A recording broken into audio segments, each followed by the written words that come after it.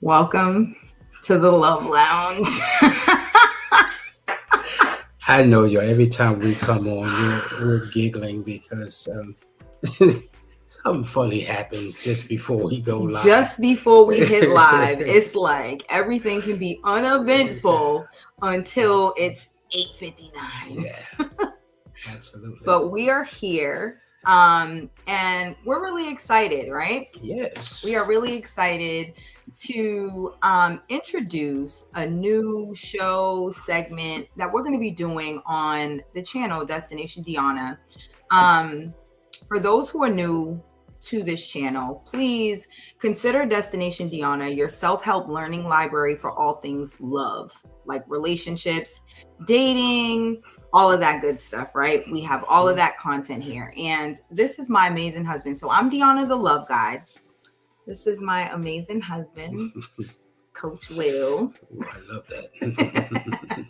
And we are going to be doing more content together this year and going forward.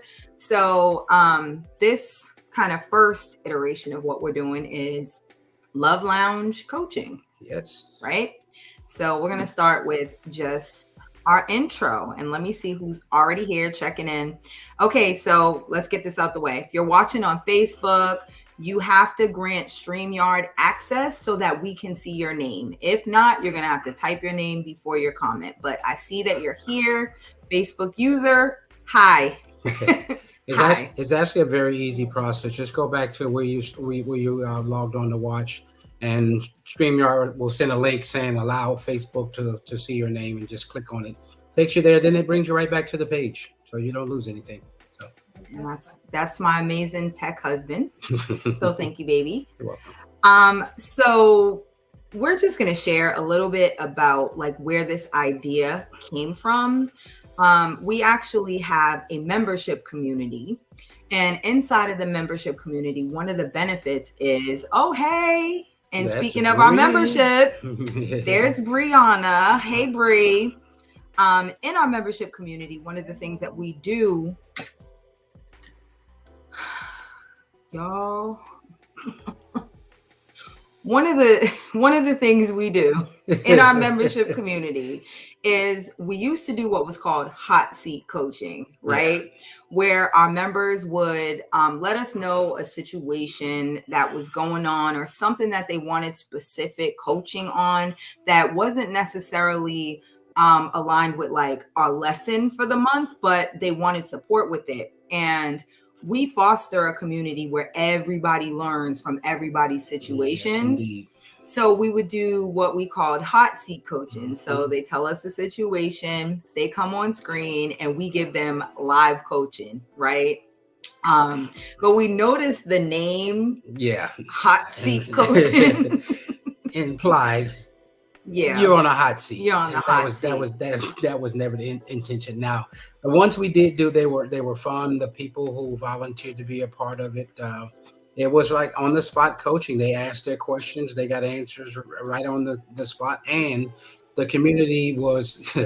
Yes, Brianna. And Brianna's saying it's not easy, to share your information and to receive like live feedback, right? Yes. You don't know what we're going to say, but it's always helpful. It's always for your benefit. So It ended up being a positive thing, but it definitely takes some guts, Yep. But we decided to kind of change the name and go with the Love Lounge, right? Absolutely. Because we want people to feel welcome. We want them to come in, get comfortable, so we can get comfortable. Yes, and lounge. So, look, I did it, and I was so embarrassed. All right, Brianna, you can't leave I was so embarrassed. You got to tell them how you felt after, tell them the benefit, so I can share that too. But, so we came up with Love Lounge. So it's more inviting, you feel more comfortable, and you actually want to come and be there. So that's kind of. And a small reminder: when we say Love Lounge coaching, we're not just talking about people in marriages or in a relationship. If you just want, because your focus is loving yourself more, and you want to talk about it and share it, that's that's on the table as well. So anything you want to talk about. There's my husband. He always comes with like that good punch. Like I might be forgetting something and he'll be like, don't forget this. He got my back. So that's also the benefit too, because you get both of us. So you're going to get the male and female perspective. We're definitely aligned, but we see things differently. Yeah. So you'll get like a whole spectrum of a response. And Brianna says, I learned that I didn't have any business dating. I needed guidance. But look at you now. Yes. So now I'm in my sophomore season. Absolutely. So it's helpful. Trust us. Okay. We are not going to steer you wrong. So for tonight, since it's the first kind of iteration of this, we were just going to talk about some love topics really briefly. We thought it would be cool. Like every week after my live, me and Will usually kind of recap and talk about the responses, and we just go in on our conversation. And I'm like, man, I wish we were recording this. So we figured tonight we'll just talk about, just some random kind of topics that are popping up, and we're just going to chat about them, and then we'll open it up for Q&A. We're not going to be before you long tonight, but we're just going to have a little bit of fun. Yes. So for love topics, I'm trying to think about what we've been talking about. I know you mentioned kind of the new year and how couples kind of go into the new year and prepare that. You want to talk a little more? Yeah. We've been doing it ever since we've been together, where as we approach the end of the current year, we plan out the new year. We have family and we have business planning that we do that covers the next year, and we're all set on it. We have our word for the year. We have our plan for, praying and what we're going to put before God and trust God for in the upcoming new year. And I just noticed a lot of people this year, especially in social media, couples have been talking about it more.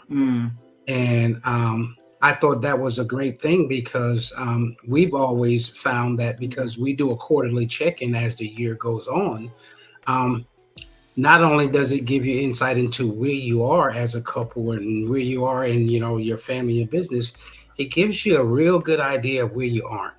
Yeah. So those goals you set, those ideas you have, those business plans you have, when you do that quarterly check-in, or some couples mention it doing it monthly. Some mentioned doing it by month, and it all depended on their family dynamic. Some of them had smaller kids, so they felt we've got to do it monthly. Yeah. Some of them didn't have that. They had the business aspect and the family aspect, so they did it like we did it quarterly. So I think that's a wonderful thing. If you've never given it a thought to do so as a couple, and even for yourself, look at doing that. We've just found so much insight into understanding not only the goals and aspirations and our intentions and everything we've placed before God. I just have to keep saying it, that it tells us where we are, but the most important thing is tell us where we aren't. Yeah. So, and I think it's also important because it's a roadmap for you to follow. So if you've already talked about like where you want to be at the end of a year, if you know what goals you want to accomplish, like we do a quarterly check-in because we talk weekly about these things. We may not have to go into detail, but we're like updating each other on each of our part of it weekly. So quarterly, we're really checking where we are to the specific intention. So if there's a result, we're looking quarterly, okay, where are we to this result? Do we need to adjust anything? Do we make any changes? Are we doing good? Like, that's why we do it quarterly. But it really is up to the couple. Or if you are like in your single season, which is great, that's the time for you to really focus on yourself, make all the improvements on yourself, really get clear on what you want. You can do this too. Each week, kind of have some small actions that align with what your intentions are. But quarterly, look at where you are to the goal. If you said you want to lose, weight, right? And you have a particular number, each quarter, you should have a quarterly check-in. okay, where am I to the goal? Am I still going to meet it? Do I need to adjust something? Do I need to go a little harder? Mm-hmm. Like, this is what would be helpful. So yeah, I think that's great. Absolutely. As Will said, we've done it since we've been together. So even before we got married, we were being very intentional about our time together and what we were going to accomplish. Mm-hmm. And that is, I think, key Yeah. to continuing to grow in love. Yep. And also just have like a happier experience. Like when you have somewhere to go, you don't feel all over the place. When you have clarity and you guys are aligned, that allows you to have much more peace and ease in your relationship. And I think one of the wonderful things is for when a couple arrives at the same place, because you set the same goals and the same path, you don't arrive at that destination and say, how do we get here? Right. Yeah. You know how you got there. Oh, my sister, Pamela. Oh, hi, Pamela. Hey, sis. And Brianna said, I'm focusing on myself. I set a health, wealth, and relationship goals weekly. That's awesome. And you are winning at it, Bri. Keep it up, Absolutely. Sis. Keep it up. Absolutely. So that's the new year. We have an anniversary. Yeah, coming up soon. Coming up next month. So it'll be a year since we had our wedding, our wonderful wedding in Paris. Yes, indeed, in Paris. So we are getting ready to celebrate, and a part of our celebration is again looking at how far we've come. Yep. Looking at like how was our experience, and what are we doing going forward. We also are planning a trip. Yep. We're doing kind of traditional, like I think the first year is like paper. Yeah. So we're doing like paper gifts and all of that.